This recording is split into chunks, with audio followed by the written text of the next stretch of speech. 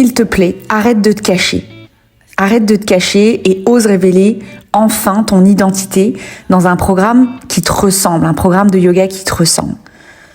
Si t'es prof de yoga et que tu veux transmettre ta passion, mais que t'as du mal à structurer une offre qui attire réellement des bons élèves, qui te permet d'en vivre sereinement, peut-être que tu te dis, franchement, tout a déjà fait. Qu'est-ce que je vais apporter de plus ? Peut-être que tu te dis que l'investissement dans une méthode, créer ta méthode, c'est pas nécessaire. Ou que t'as pas besoin de stratégie parce que tes cours parlent pour toi. Mais aujourd'hui, j'ai vraiment envie dans cet épisode de venir casser ces croyances et voir ensemble pourquoi l'art d'inventer, inventer sa méthode, vendre son concept, c'est vraiment la clé pour transformer ton activité et attirer des élèves qui te ressemblent. Et surtout, ici, on va voir comment faire ça avec une méthode qui s'adapte à toi pour que tu puisses créer enfin un programme qui soit aligné à qui tu es, aligné avec ton identité. Parce qu'on va pas se cacher. Aujourd'hui, avec la montée en puissance des offres de yoga, ça suffit plus de donner des cours. Il faut construire ton univers. C'est important et on va en parler ici. Moi, la première chose que j'avais envie d'évoquer, c'est vraiment ce mythe du prof de yoga universel qui fait tout. Et on est tous passés par là. Quand j'ai commencé dans le yoga, je pensais que plus j'enseignais à tout le monde, plus j'aurais du succès. Sauf que le résultat, c'est que j'avais un manque de clarté, j'avais des élèves qui venaient, qui repartaient, j'avais du mal à les fidéliser. Et surtout, je commençais vraiment à perdre cette flamme. Moi qui étais passionnée, je commençais à m'épuiser, à m'étouffer là-dedans. Et je me demandais même pourquoi j'avais voulu enseigner le yoga. Mais c'est là que j'ai compris. C'est là que j'ai vraiment compris une chose essentielle, c'est que se différencier aujourd'hui, c'est pas une option. C'est nécessaire dans un marché qui devient beaucoup plus mature. Et regarde des figures comme, alors à l'époque, Iyengar, ou plus récemment Paul Grillet, avec le Yin Yoga. Ils se sont pas contentés de donner des cours, en fait. Ils ont incarné une méthode, incarné une vision, une approche unique, et ils ont commencé comme toi, à zéro. Donc, si aujourd'hui tu ressens ce flou, c'est probablement parce que toi aussi t'es dans cette phase que j'aime bien dire, la phase du singe, où t'imites, et on va en parler plus tard, mais tu sais pas vraiment ce que tu veux faire. Et moi, j'aime comparer l'évolution d'un prof de yoga entrepreneur un peu à celle d'un artiste qui cherche un peu son style. Et cet artiste, il va passer 4 phases que j'ai envie de te présenter dans cet épisode. La première phase, c'est vraiment la phase d'imitation. J'en parle vraiment plus en détail avec mes clientes, mais c'est la phase où tu testes, où tu imites ce qui fonctionne. Donc, tu t'inspires, tu tentes des formats, mais tu restes encore dans l'ombre. Et c'est normal. C'est une étape d'apprentissage. Ensuite, tu as la remise en question. Donc, tu commences à remettre en cause ce que tu vois, à affirmer ce qui correspond pas exactement à toi, ce qui marche pour toi. Et là, c'est souvent le moment où tu as envie d'abandonner. Mais c'est aussi un moment fatidique. C'est souvent un tournant majeur. Et c'est à ce moment-là que tu commences à comprendre ce que toi tu veux vraiment transmettre. Et c'est pas là qu'il faut s'arrêter. Justement. La troisième phase, c'est vraiment la phase de la construction d'un programme, de ton programme. Et c'est ici que tu vas créer une méthode, ta méthode qui soit propre à toi. Un programme qui reflète vraiment ton ADN, qui tu es, enfin en tout cas ta façon d'enseigner, et qui attire aussi les bonnes personnes. Donc, tu suis plus un modèle, c'est fini, mais là, tu crées ton propre modèle. Et une fois que tu as fait ça, la 4e étape, c'est la durabilité. J'appelle ça l'empreinte durable. Une fois que ton programme est structuré, tu t'es fait accompagner pour bien structurer ton programme, tu vas l'affiner. Tu vas l'enseigner avec plus de fluidité et tu vas pouvoir le rendre en en expansion. J'appelle ça scale up. Pour qu'il puisse enfin t'apporter déjà de la stabilité et te permettre d'être connu à encore plus de monde. Mais malheureusement, il y a beaucoup de gens qui pensent que ils ont juste la 4e phase à faire. Sauf qu'en fait, il y a 4 phases à mettre en place. Et dans ces 4 phases, tu vas avoir une multitude de problèmes. Tu vas avoir une multitude de choses qui vont te dire mais abandonne.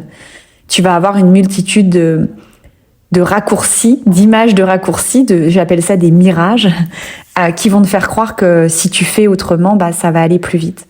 Sauf que ces étapes, c'est important de les passer. Et tu peux gagner du temps en étant accompagné par un mentor, par quelqu'un qui va t'aider.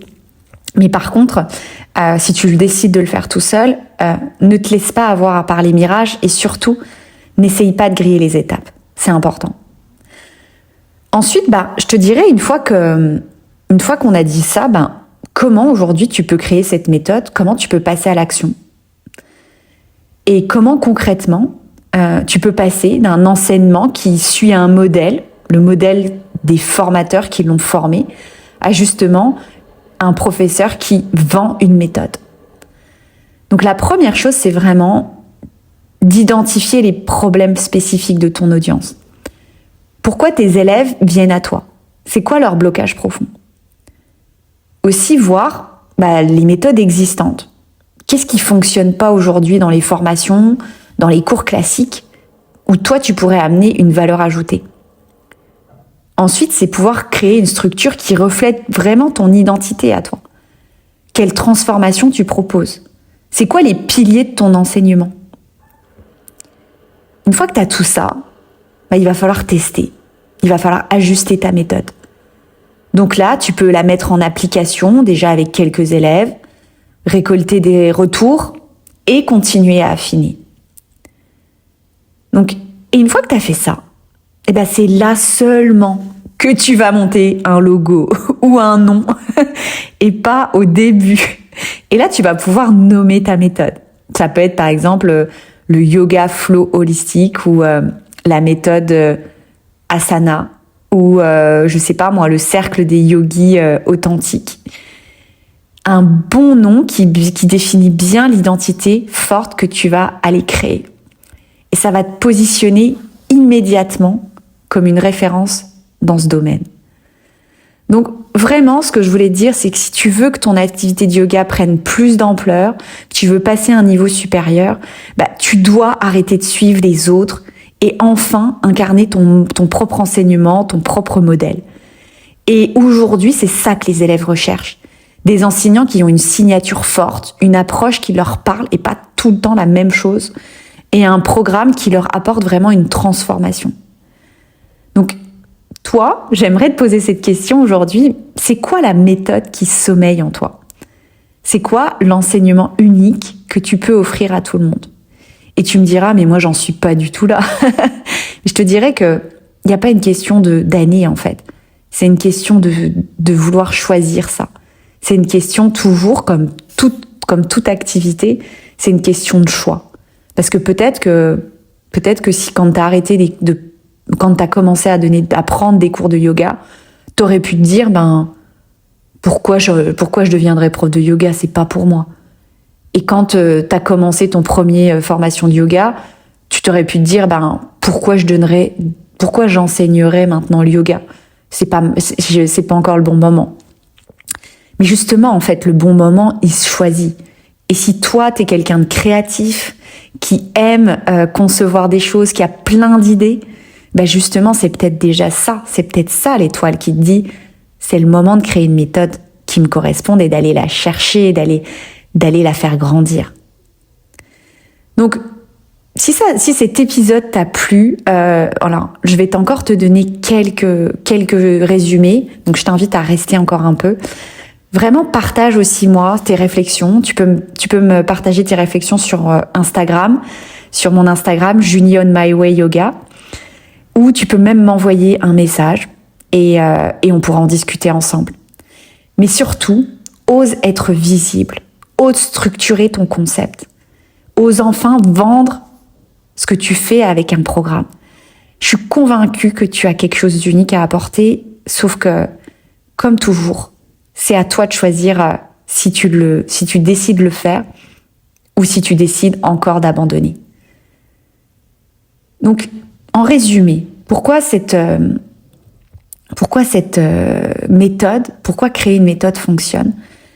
Aujourd'hui, on est dans un marché qui devient mature. Il va falloir t'identifier. Il va falloir que les gens t'identifient. Et si tu as envie d'explorer tout ça, il va falloir concevoir. Il va falloir appréhender quelque chose qui te ressemble. Et il va falloir mettre en place une méthode qui soit claire, qui soit simple, avec des étapes pour y arriver. Voilà ce qu'il te reste à faire en 2025. Moi, j'espère que cet épisode t'aura inspiré, t'aura donné envie de te lancer, donné envie d'explorer tout ça. Et je te souhaite une bonne journée et je te retrouve dans un prochain épisode.